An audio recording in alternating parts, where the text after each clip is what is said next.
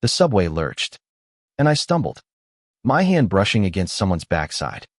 Mortified, I froze, my apology caught in my throat as the stranger turned a man in a navy suit. His eyes warm, his smile disarming. In that split second, the chaos of the New York City morning dissolved, and all I could see was him. Ezra Kane was no stranger to crowded trains. But this Monday felt different. At 24, he was a struggling artist, scraping by in Brooklyn, his days filled with half-finished canvases and late-night diner shifts. His life was a mosaic of fleeting dreams and stubborn hope. But lately, the cracks were showing. He clutched his sketchbook, its pages brimming with sketches of faces he'd never meet again. As the train rattled toward Manhattan, the city was a beast, beautiful and brutal, and Ezra was just another soul trying to carve out a place in its heart. The man he'd accidentally touched was Julian Harper, a 32-year-old lawyer who'd spent the night buried in case files at his Midtown firm. Julian was polished, his suit crisp despite the sleepless hours. But beneath the surface, he carried a quiet ache. He'd built a life of discipline and success. Yet something was missing: a spark, a connection, a reason to pause. When Ezra's hand grazed him, Julian didn't flinch. Instead, he turned, his hazel eyes catching Ezra's panicked expression, and offered a smile that felt like sunlight breaking through the subway's dim fluorescence.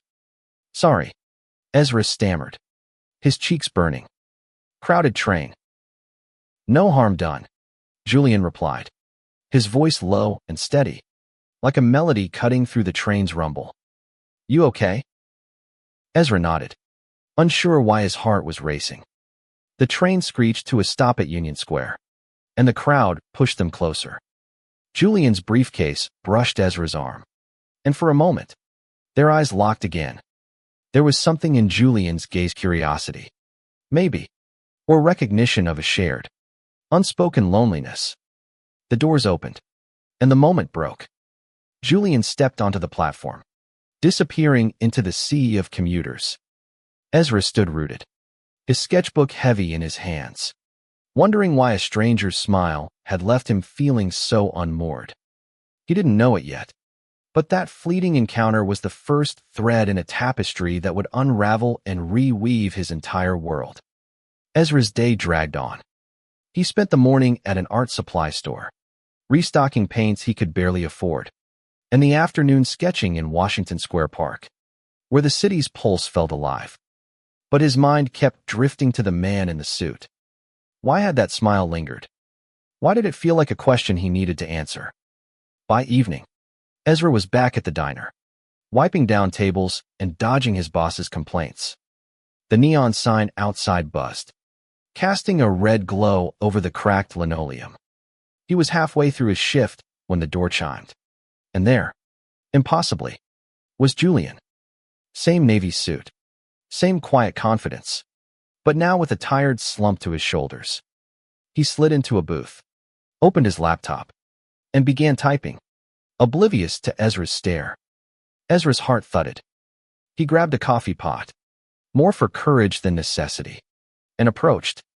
"Coffee?" he asked, his voice betraying a slight tremble. Julian looked up, and that smile returned, softer this time. "Sure. Long day." "You have no idea," Ezra said, pouring. "You." "Same." Julian's eyes lingered, as if searching for something. "You're an artist, right? Saw your sketchbook on the train." Ezra blinked, surprised. "Yeah. You noticed that?" "I noticed things," Julian said, his tone teasing but kind. "I'm Julian. By the way." "Ezra." He hesitated, then added, "You're a lawyer, I'm guessing." The suit gave it away. Julian chuckled. "Guilty. Corporate law. Not as glamorous as it sounds." They talked, the conversation flowing easily despite the diner's chaos. Ezra learned Julian was from Chicago, had moved to New York for law school, and stayed for a job that demanded everything but gave little back. Julian learned Ezra was from a small town in Oregon, chasing art in a city that didn't always love him back. There was a spark in their words, a tentative dance of strangers who felt like they'd known each other longer. As Julian left, he slipped a business card onto the table. "In case you ever need a lawyer," he said with a wink. "Or just coffee." Ezra pocketed the card, his fingers tracing its edges long after Julian was gone. He didn't know why it felt like a lifeline, but he held on to it anyway. The next morning, Ezra was back on the subway, half hoping to see Julian again. The train was less crowded, but the air felt heavier, charged with possibility. He sketched absent-mindedly, his pencil tracing the curve of a smile he couldn't shake. When he looked up, Julian was there, standing by the door, reading a newspaper. Their eyes met, and Julian's smile returned, brighter this time. "Fancy meeting you here," Julian said, stepping closer. "Guess it's fate," Ezra joked, though his pulse quickened. They talked again, the train's rhythm underscoring their words. Julian asked about Ezra's art, his dreams, his fears. Ezra asked about Julian's cases, his life beyond the suit. By the time they reached Manhattan, they'd exchanged numbers, a promise to meet again hanging between them. Over the next week, their encounters became a rhythm of their own subway rides, diner chats, stolen moments in a city that never slowed down. Ezra felt something shift inside him, a warmth he hadn't known he was missing. Julian, too, felt the weight of his solitude lighten, if only slightly. But neither spoke of it. Not yet. The city was too loud, their lives too uncertain. Yet every smile, every glance, was a step toward something neither could name. And as Ezra sketched Julian's face in his book, he wondered if this was what falling felt like, not a plunge, but a slow, beautiful drift. Ezra's sketchbook was filling up fast. Julian's face appeared in every other page, his sharp jawline, the way his eyes crinkled when he laughed, the quiet intensity he carried like a second skin. It wasn't just attraction. It was fascination. Ezra had always poured his heart into his art, but this felt different, like he was chasing a truth he didn't yet understand. Their meetings grew deliberate. A text from Julian one evening led to a late-night coffee at a Greenwich Village cafe, where they sat under fairy lights, the city's hum softened by their bubble of conversation. Julian spoke of his childhood in Chicago, of a father who expected perfection and a mother who loved fiercely but quietly. Ezra shared stories of Oregon's forests, of painting in secret to escape a town that didn't understand him. "You ever feel like you're running from something?" Ezra asked, stirring his coffee. Julian leaned back, his expression thoughtful. "All the time. My job, my life, it's like I'm chasing a version of myself I don't even want to be." Ezra nodded, recognizing the ache. "I paint to feel free, but sometimes it feels like I'm just painting cages."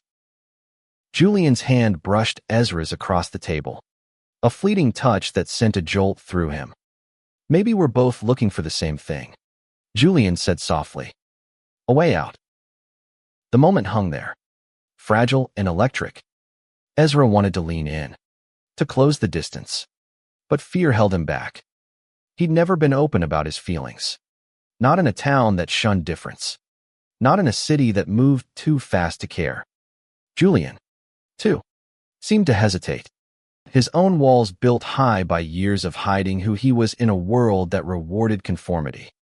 Their next encounter was at an art gallery in Chelsea, where Ezra had managed to get one of his paintings displayed in a group show. He hadn't expected Julian to show up, but there he was, standing in front of Ezra's canvas, a vibrant, chaotic swirl of blues and reds, a cityscape that bled emotion. Julian studied it, his silence heavy with understanding. "This is you," Julian said finally.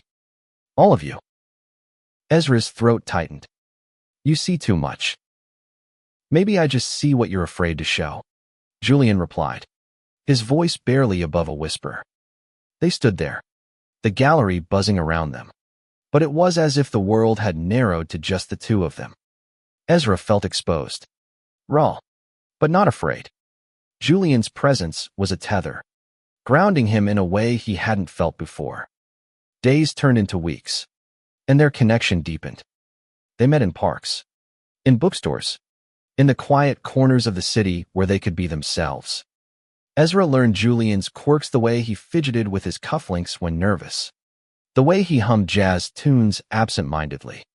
Julian discovered Ezra's passion, the way his eyes lit up when he talked about art, the way his hands moved like they were painting the air. But there were shadows, too. Ezra's financial struggles worsened. The diner cut his hours, and his rent was overdue. Julian, meanwhile, faced pressure at work, a high-profile case that demanded his every waking moment. Their time together became precious, stolen between deadlines and desperation. One rainy evening, they found themselves in Central Park, sharing an umbrella. The city was a blur of lights and water, but under the umbrella, it was just them. Julian's hand found Ezra's, their fingers intertwining. "I'm scared," Ezra admitted, rain dripping from his hair. "Fizzy out feels too good, like it's going to break." Julian's grip tightened. "I'm scared too, but I don't want to stop." They kissed then, tentative at first, then fierce, the rain soaking them as the world faded away. It was a promise, a defiance, a moment that felt like it could rewrite their futures. But the city didn't care about promises. The next day, Ezra's landlord left an eviction notice on his door. Julian, meanwhile, was called into an emergency meeting, a case that could make or break his career. Their lives, so briefly aligned, began to pull apart. Ezra sat in his tiny apartment, surrounded by half-packed boxes, his sketchbook open to a drawing of Julian. He wondered if this was all they'd ever have, moments, fleeting and beautiful, but not enough to build a life on. Julian, in his office high above Manhattan, stared out at the skyline, his heart heavy with the same question. Yet neither let go. They texted, called, clung to the thread that bound them. And when Ezra showed up at Julian's office one night, soaked from the rain and carrying his sketchbook, Julian didn't hesitate. He pulled Ezra into a hug, their worlds colliding once more. "We'll figure this out," Julian whispered. "Together." Ezra nodded, his fear easing, if only for a moment. The city was still a beast, but in Julian's arms, it felt conquerable. The eviction notice was a blade, cutting through Ezra's fragile hope. His Brooklyn apartment, a cramped sanctuary of paint cans and dreams, was slipping away. He sat on the floor, surrounded by sketches of Julian, each one a reminder of what he stood to lose, not just a home, but a connection that felt like home. Julian, meanwhile, was drowning in his own storm. The Cassia corporate merger gone wrong was a labyrinth of egos and legal traps. His firm expected miracles, and Julian delivered, but at a cost. Sleepless nights blurred into days, and the spark he felt with Ezra was the only thing keeping him sane. He kept Ezra's business card on his desk, a talisman against the chaos. They met again at a dive bar in the East Village, the kind of place where the jukebox played Springsteen and the air smelled of whiskey and regret. Ezra looked worn, his eyes shadowed, but his smile was still there, defiant. Julian, in a rare moment of rebellion, had ditched his tie, his shirt unbuttoned at the collar. "You look like you're fighting a war," Ezra said, sliding a beer across the table. Julian laughed, a sound that felt foreign in his throat. "Feels like it. You?" "Same." Ezra's voice cracked. "Got a week to find a new place. Or I'm out on the street." Julian's hand stilled on his glass. "Why didn't you tell me?"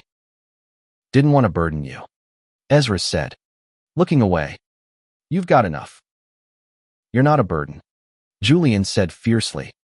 "Ezra, you're—" He stopped. The words too big, too soon. But Ezra heard them anyway, his eyes softening. They sat in silence, the bar's noise fading into a hum.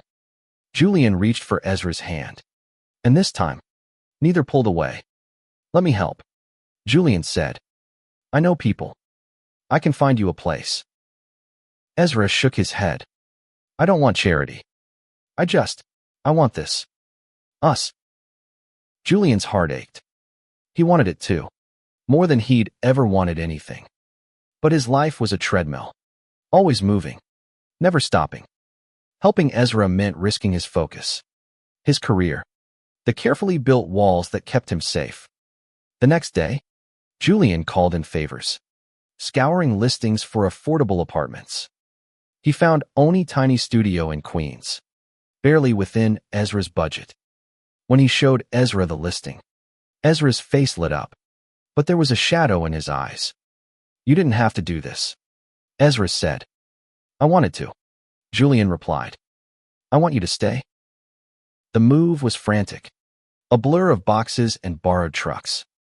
Julian showed up on moving day, his suit swapped for jeans, his hands dirty from carrying Ezra's canvases. They worked side by side, their laughter cutting through the stress. When the last box was unpacked, Ezra pulled Julian into a kiss, fierce and grateful. But the relief was short-lived. Julian's case took a turn: new evidence, a witness who flipped, a deadline that loomed like a guillotine. He disappeared into work, his texts to Ezra growing sparse. Ezra, settling into his new place, felt the distance like a physical ache. He painted, his brushstrokes angry, then soft, each canvas a letter to Julian he didn't know how to send. One night, Ezra showed up at Julian's apartment, a high-rise with a view of the Hudson. Julian answered the door, exhaustion etched into his face. Ezra, I don't. Ezra cut him off.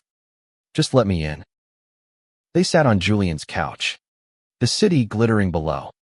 Ezra spoke first, his voice raw. I'm scared we're losing this. I can't lose you, Julian. Julian's walls crumbled. He pulled Ezra close, his voice breaking. I'm here. I'm trying. They made love that night, slow and desperate, as if they could hold back the world with their bodies. But morning came, and with it, reality. Julian left for work, promising to call. Ezra returned to his studio, his heart full but heavy. The city kept moving, relentless. Ezra's art show was approaching, a chance to prove himself. Julian's case was nearing its climax, a verdict that could define his career. Their love was a flame, bright but fragile, and neither knew if it could survive the storm. Ezra's new studio was small, but it was his. The walls were bare, waiting for his mark, and he painted with a fury he hadn't felt in years. Each stroke was a defiance against the doubt that had haunted him, doubt about his art, his worth, his place in a city that chewed up dreamers. But Julian's absence gnawed at him. Their texts were brief, their calls rushed. Ezra understood Julian's case was a beast, but understanding didn't ease the ache. Julian, meanwhile, was unraveling. The case had become a war, with late nights and impossible demands. He missed Ezra's laugh, his warmth, the way he made the world feel less heavy. But every time he thought of calling, another crisis pulled him back. He kept Ezra's business card in his wallet now, a reminder of what he was fighting for. One evening, Ezra texted Julian a photo of his latest painting, a portrait of Julian, his eyes soft but fierce, set against a backdrop of New York skyline. The message read, "Miss you. This is how I see you." Julian stared at the image, his chest tight. He called Ezra, his voice hoarse. "It's beautiful. You're beautiful." They met at a rooftop bar in Williamsburg, the city sprawling below like a canvas of light and shadow. Ezra wore a paint-splattered jacket, Julian a suit that felt like armor. They talked, their words careful but honest. "I'm losing myself in this case," Julian admitted. "But I don't want to lose you." Ezra reached for his hand. "Then don't. Fight for us, Julian." The words were a challenge, a plea. Julian nodded, but doubt lingered. His world was built on control, and love, this wild, unpredictable thing, was anything but. The art show loomed, and Ezra poured everything into it. He titled his collection City of Strangers, each piece a story of connection and loss. The centerpiece was Julian's portrait, a risk he hadn't planned to take. When Julian saw it at the show, his breath caught. The room buzzed with critics and collectors, but all he saw was Ezra, standing nervously by his work. "You put me on a wall," Julian said, half teasing, half awed. "You're worth it," Ezra replied, his voice steady despite his nerves. The show was a success, with 2 paintings sold and a gallery owner asking for more. Ezra felt a spark of hope, but it was Julian's presence that grounded him. They left together, walking through the city's neon-lit streets, their hands brushing but not quite holding. At Ezra's studio, they kissed, the tension of weeks melting away. But as they lay together, the world crept back in. Julian's phone buzzed with work emails. Ezra's landlord called about a late payment. The city didn't care about their love. It demanded survival. Julian made a decision then, one he hadn't voiced. He started redirecting his energy, carving out time for Ezra despite the case. He showed up at the diner, helped Ezra hang new paintings, became a fixture in his world. Ezra, in turn, began to trust that this could work, that love could be more than a fleeting dream. But the case reached its breaking point. A key witness vanished, and Julian's firm was in chaos. He worked through the night, his thoughts torn between duty and Ezra. When he finally saw Ezra again, it was at dawn, on the same subway platform where they'd met. Ezra looked exhausted, his sketchbook tucked under his arm. "You're killing yourself," Ezra said, his voice thick with worry. Julian smiled, weary but warm. "I'm trying to live, Ezra. For you." They stood there, the train pulling in, the city waking around them. It was a moment of choice to keep fighting, to keep loving, despite everything. And they chose each other. The subway platform was their touchstone, a place where time seemed to pause. Ezra stood there now, watching Julian approach, his suit rumpled from another all-nighter. Their eyes met, and the world softened, just for a moment.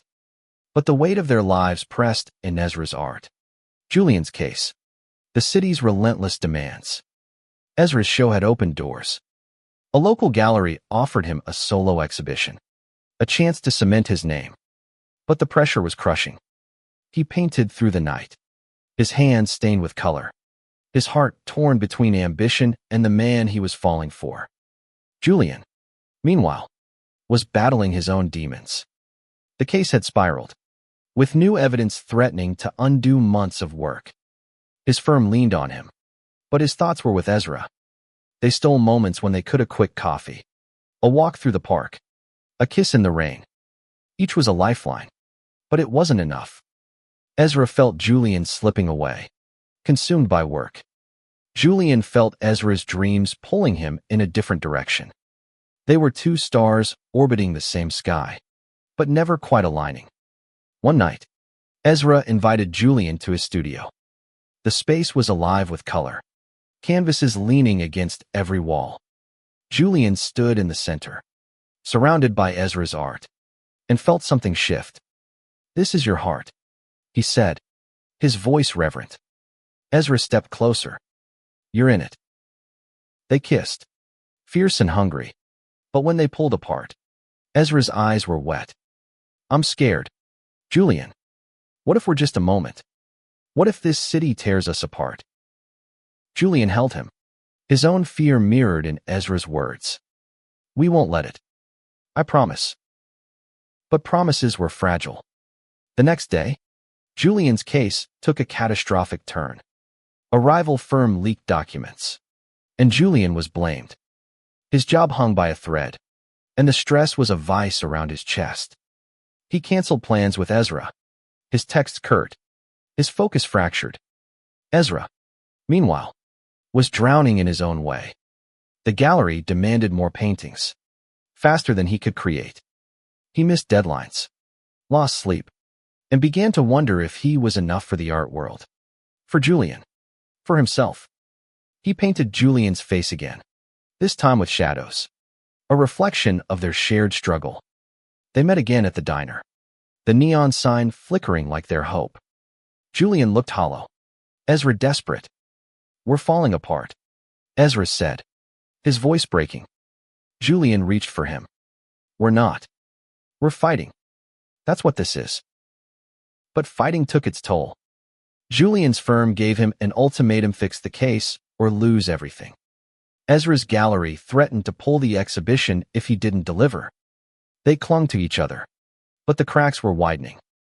One evening, Ezra found Julian at the rooftop bar, staring at the skyline.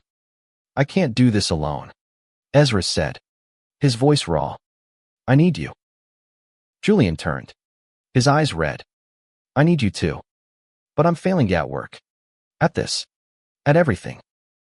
They stood there, the city sprawling below, their love a fragile thread in a world that didn't care. But they held on, refusing to let go. Julian took Ezra's hand, and they made a pact to fight for each other, no matter what. The next week was a blur. Julian pulled every string, worked every angle, and saved the case. Ezra finished his paintings, each one a love letter to Julian. To them. They were exhausted, battered, but alive. And when they met again on the subway platform, their smiles were brighter, their hands steadier.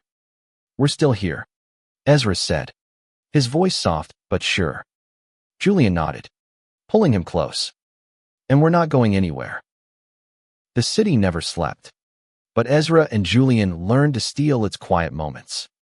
They found refuge in late-night walks, in shared coffee cups, in the way their hands fit together like pieces of a puzzle. Ezra's exhibition was days away, and Julian's case was finally closed. A victory that came at a cost but left him standing. They were bruised but unbroken, their love a fire that refused to die. Ezra's studio was a whirlwind of color and chaos as he prepared for the show. Julian became his anchor, showing up with takeout, helping hang frames, offering quiet encouragement when doubt crept in. "You're going to shine," Julian said one night, watching Ezra paint. Ezra smiled, his brush pausing. "Only if you're there." Julian was there, front and center, when the gallery doors opened. The room buzzed with critics, collectors, and curious strangers. But Ezra only saw Julian, his suit sharp but his eyes soft. The exhibition was a triumph, with every painting sold and offers pouring in. Ezra stood by Julian's portrait, now the heart of the show, and felt a weight lift. He'd done it not just for himself, but for them.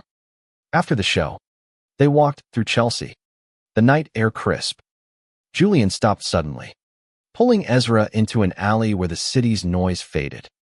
"I love you," he said, the words raw and certain. Ezra's breath caught. "I love you too." They kissed, the world falling away. And for the first time, Ezra believed they could build something lasting. But the city had one last test. Julian's firm offered him a promotion, a bigger office, a higher salary, but a move to their London branch. It was everything he'd worked for, and everything that could pull him from Ezra. Julian told Ezra over dinner, his voice steady but his hands shaking. "I haven't said yes. I needed to talk to you first." Ezra's heart sank, but he forced a smile. "It's your dream, Julian. You can't say no." "It's not my dream," Julian said fiercely. "You are."